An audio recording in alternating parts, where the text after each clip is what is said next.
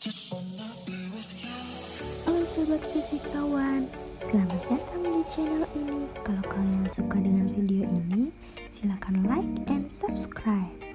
Nah, kali ini kami akan menjelaskan bencana bentang alam yang terjadi di Kalimantan Barat, yaitu tentang banjir dan tanah longsor. Selain itu, kami juga akan menjelaskan penyebab dan mitigasi yang dapat kita lakukan loh. Sebelum kita lanjut ke pembahasannya, kami mohon maaf dulu kalau kita belum kenalan. Nah, di sini kami berdua. Sebelumnya, perkenalkan nama saya Sabta Yulianti dan rekan saya yaitu Laras Prameswari. Teman-teman pasti tahu dong, Provinsi Kalimantan Barat. Yap, sering banget ciri-ciri provinsi ini dikenal tidak mempunyai gunung aktif, ketinggian tanah relatif rendah, dan sebagian besar kandungan tanah mengandung pasir dan gambut. Namun, meskipun kandungan tanahnya gambut, tetapi Kalimantan Barat termasuk salah satu lahan penyumbang oksigen terluas di Indonesia.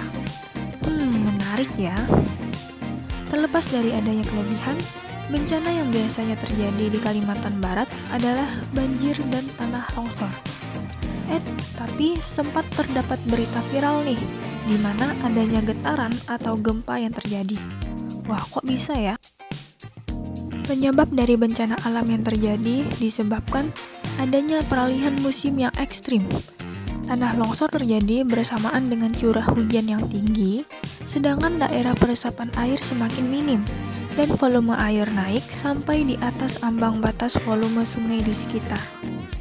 Nah, nggak hanya dari alam aja nih, kegiatan tambang pun semakin maju, dan banyaknya pohon yang ditebang juga menjadi faktor penunjangnya terjadi bencana.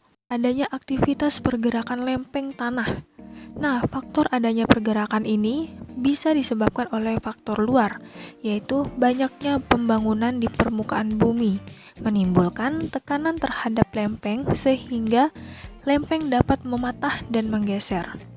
Nah, sekarang sobat sudah paham kan apa aja penyebab bencana alam di Kalimantan Barat? Oke, next. Oke, mari kita beralih ke dampak. Apakah dampaknya fatal? Perlahan kita gali informasinya. Let's go! Sebenarnya, dampak yang terjadi tergantung dari seberapa besar kekuatan bencana itu berlangsung. Dari hasil yang didapatkan, tanah longsor sering membuat kerusakan pada bangunan sekitar loh. Namun, apabila bencana tersebut berlangsung di lokasi warga tinggal, maka kemungkinan dapat mengakibatkan korban jiwa. Selain itu, gempa yang pernah terjadi di Kalimantan Barat hanya menimbulkan rasa getaran pada benda-benda yang ringan dan bergantungan.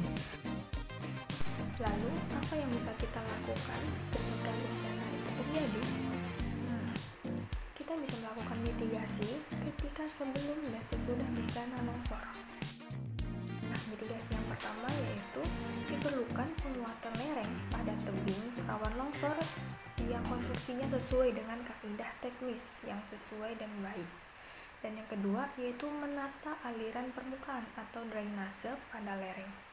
Yang ketiga, ini meningkatkan sosialisasi kepada masyarakat untuk mengenal dan memahami apa-apa saja tanda atau gejala akan terjadinya tanah longsor. Lalu, masyarakat selalu dihimbau oleh pemerintah dan tidak membangun atau mengembangkan bangunan di tepi-tepi tebing atau lereng yang curam. Nah, yang kelima yaitu masyarakat yang tinggal di wilayah tersebut ketika bencana itu terjadi, segera mengungsi ke tempat yang lebih aman.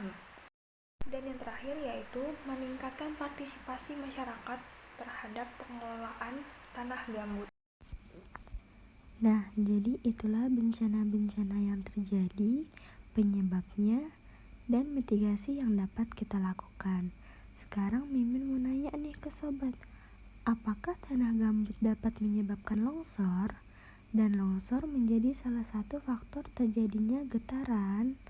Kalau kamu jawab iya, maka aku kasih 100 buat kamu. Yap, benar sekali. Bencana longsor juga diakibatkan Seberapa kuat atau ketahanan atau kekuatan tanah untuk menopang beban yang ada di atas permukaan. Karena gambut memiliki kekuatan yang minim, maka longsor pun akan mudah terjadi. Terjadinya longsor juga salah satu penyebab adanya getaran atau gempa berskala rendah loh. Hal ini karena ambruknya tanah di titik tertentu dapat membuat dampak terhadap daerah sekitarnya. Selain itu, longsor dari ketinggian terjalnya tanah dapat membuat getaran yang sangat kuat. Oke sobat, itulah uniknya alam dari Kalimantan Barat dan setiap provinsi. Mimin yakin pasti punya kelebihan dan kekurangan. Wah, gak terasa diskusi kita sudah berlangsung sangat lama nih. Mungkin segini aja ya video yang dapat Mimin sampaikan.